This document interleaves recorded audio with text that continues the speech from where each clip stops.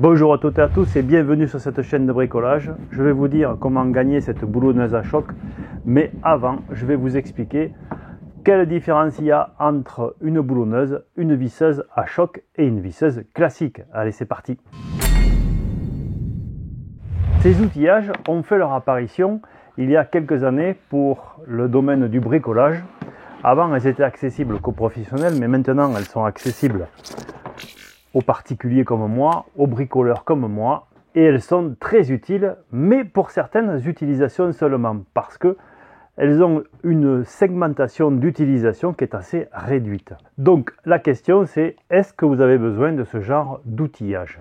Et pour le savoir, eh bien, il faut savoir comment ça fonctionne et à quoi ça sert. Alors commençons par la boulonneuse, appelée aussi clé à choc, avec un couple impressionnant, 350 Nm pour ces deux modèles. Celui-ci est assez ancien, celui-ci est le dernier modèle de la marque à dépôt.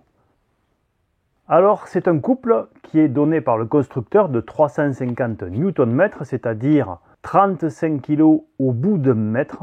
35 kg au bout d'un mètre, c'est comme si vous mettiez un sac de ciment au bout d'un bras de levier d'1 mètre, ça commence à faire. Et avec un petit appareil comme ça, eh bien on est capable de serrer 350 Nm, mais on les serre avec de l'impulsion. Qu'est-ce que ça veut dire? Ça veut dire que le moteur qui est à l'intérieur va faire tourner une masse ici, une masse à l'intérieur, dans ce boîtier, qui va donner une impulsion, et c'est comme ça qu'on entend le choc. C'est pour ça qu'on appelle ça aussi clé à choc.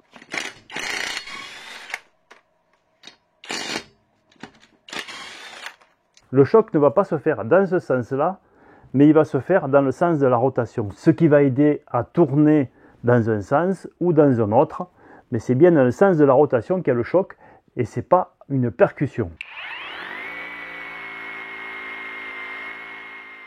Donc ce n'est pas un couple constant, le couple il n'y est qu'au moment où on entend l'impulsion, et sur les machines il est réglable. Ici sur cette machine il est réglable en 3 positions.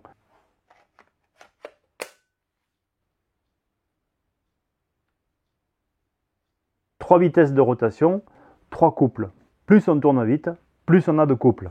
Donc ici, on a 3 vitesses, on a 1700, 2100 et 2500 tours par minute pour un couple qui va de 250 à 300 et 350 Nm. Pour les visseuses, c'est différent. Le couple qui est ici au niveau du mandrin est donné par la réduction de la vitesse entre le moteur et le mandrin. Donc ici, l'énergie du choc est transformée en couple. Ce qui fait que on a ici un couple de 30 Nm, ici on a un couple de 350 Nm. Il y a vraiment une différence. Ici on a 3 positions de réglage de la vitesse, donc 3 positions de couple. Ici on a 21 positions de réglage du couple en vissage, de 0 donc, ou quasiment 0 à 30 Nm. Donc on voit déjà la différence.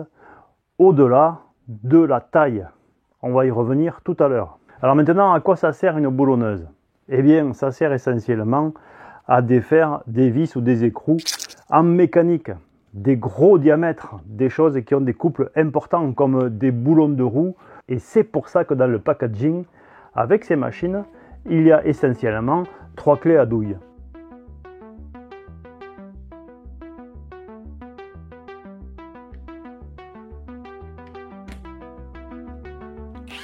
C'est son utilisation principale, c'est le rôle qui est attribué à cette machine. Alors entre une boulonneuse ou une clé à choc et une visseuse, il y a un petit outillage qui s'appelle une visseuse à choc, qui correspond grosso modo à une boulonneuse, sauf que d'abord elle est moins puissante, celle-ci fait 150 Nm, c'est une visseuse parce que, eh bien, ici on met des embouts de vissage.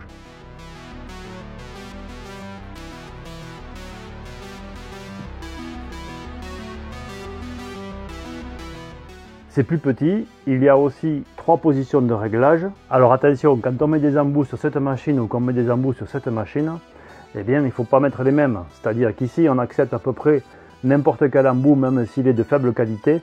Tandis qu'ici, comme on a quand même un couple de 150 Nm, si on ne met pas un embout de qualité, on va le casser à coup sûr.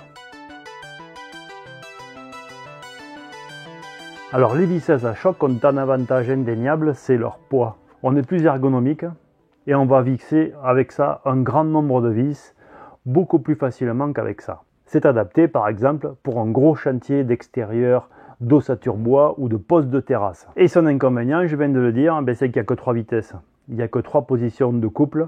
Donc pour les opérations de bricolage simples qu'on fait à la maison sur des panneaux de bois tendre ou des panneaux d'aggloméré, du vissage et du perçage, eh bien cette machine ne conviendra pas. Il faudra utiliser ce genre de machine.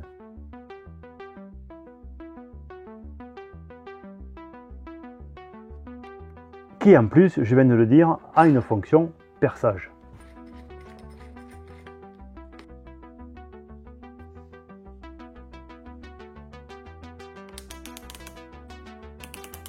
Elle est beaucoup plus polyvalente et elle permettra d'avoir déjà 30 Nm, c'est déjà un gros couple pour du vissage sur du bois par exemple, parce qu'on utilise ce genre de machine essentiellement pour visser des vis à bois ou des vis à placo, mais enfin des vis qui ne nécessitent pas un couple important. Et on a une possibilité ici de réglage très importante qui permet d'éviter d'abîmer soit les vis, soit d'abîmer l'assemblage et d'avoir un assemblage inopérant. Et il est vrai que celle-ci est très tentante parce qu'elle a un encombrement réduit, un poids réduit et une force beaucoup plus importante que celle-là. Mais attention, ce n'est pas la même chose. Celle-ci qui ressemble à celle-ci, même si au niveau de la taille on voit quand même une grosse différence. Ça c'est un ancien modèle, ça c'est les nouveaux modèles. Ils sont beaucoup plus compacts. Et j'utilise ça essentiellement quand je fais de la mécanique auto. Vous m'avez vu desserrer des écrous de roues avec, vous m'avez vu desserrer des boulons rouillés avec. Je le fais avec ce type de machine.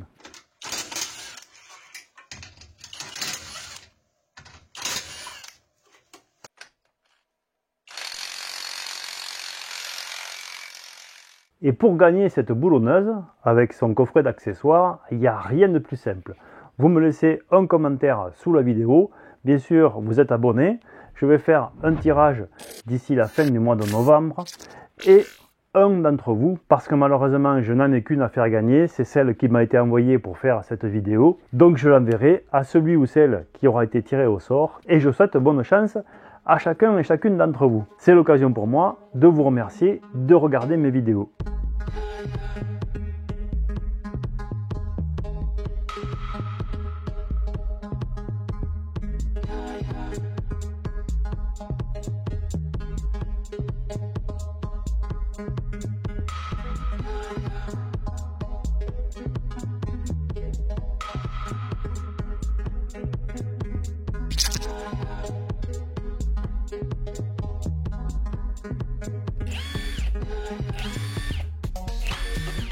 Alors, laquelle choisir? La visseuse à choc, la boulonneuse ou la clé à choc, la visseuse perceuse, même s'il y a des accessoires qui permettent de transformer une visseuse à choc en boulonneuse à choc et inversement, je vous déconseille de le faire parce que ce n'est vraiment pas adapté.